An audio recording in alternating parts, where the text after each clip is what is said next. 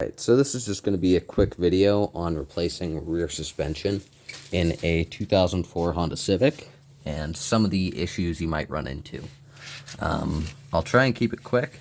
Basically, this bolt that is through likes to seize on the rubber bushing that's inside the strut, and then it'll get so seized that you actually can't remove the bolt, like even with heating it and stuff like that.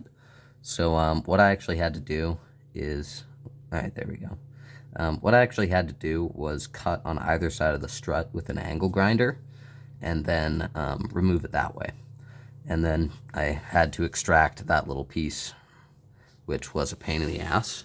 Ended up ordering 2 new bolts from Honda, which was like $11 Canadian. Yeah, I'd probably advise replacing them because, yeah, it was an absolute pain to get them out, and you don't want them seizing. Put some anti-seize or something like that on it, the silver stuff, and hopefully it won't happen again.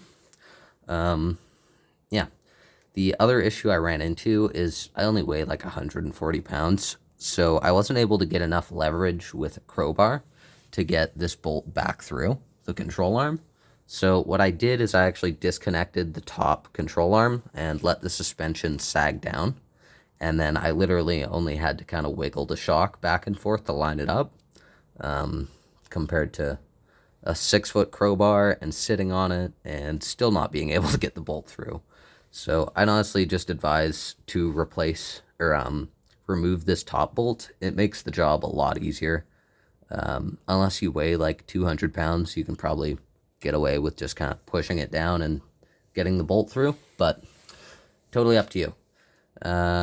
And also, I think this way is probably a little safer. Like, I was kind of worried about pinching my fingers when this wasn't connected, because I was like, okay, if this crowbar slips loose, like, yeah, might not be good. But, yeah, the other side's all in. I can show you that. Oh, actually, quick things to know.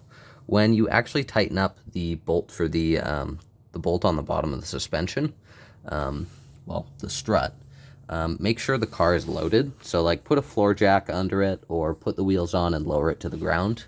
Make sure the bolt's like kind of hand tight before you do that.